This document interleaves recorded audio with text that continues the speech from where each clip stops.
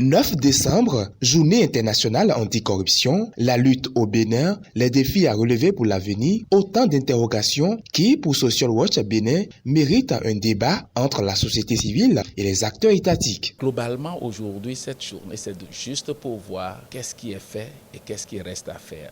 Et un dialogue entre la société civile et les acteurs étatiques a été proposé. Nous avons profité de l'ouverture de ces acteurs pour enclencher ce débat. Vous ne pouvez pas faire de la démocratie, vous ne pouvez pas faire de la lutte contre la corruption si le premier pilier qu'est la transparence n'est pas respecté. Les participants à cet atelier d'échange ont eu droit à une projection d'un long métrage intitulé « La République des corrompus ». Ce film retrace toutes les machinations d'un homme politique dont le seul but est d'avoir le pouvoir quel que soit le prix. Place au débat. L'état des lieux de la bonne gouvernance au Bénin, l'évaluation du système national d'intégrité et les réformes mises en œuvre depuis 2016 sont passées au peigne fin. Il faut amener les citoyens à comprendre quels sont les systèmes qui nous gouvernent. C'est-à-dire, quand je dis système, les mécanismes que nous avons prévus, par exemple pour la bonne gestion des ressources publiques.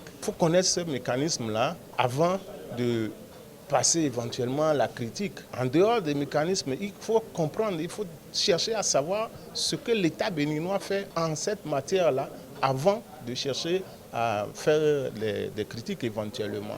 C'est le cas, par exemple, du système national d'intégrité, dont le plan d'action a été retenu par le gouvernement béninois comme le document de stratégie de lutte contre la corruption. Mais si la société civile ne cherche pas à s'approprier ce document-là, à voir ce qu'il y a dedans, et donc pour pouvoir évaluer les efforts que fait un gouvernement par rapport à la mise en œuvre de ce qu'il nous a promis, ce n'est pas bien. Les organisations de la société civile se félicitent pour les résultats atteints dans la lutte contre la corruption au Bénin et apprécient la franche collaboration avec le pouvoir public. Le rapport d'évaluation du système national d'intégrité a fait des recommandations et ce sont ces recommandations que le gouvernement s'efforce de mettre en œuvre. Les informations que nous demandons sont de plus en plus mises à notre disposition, bien qu'il y ait encore beaucoup à faire.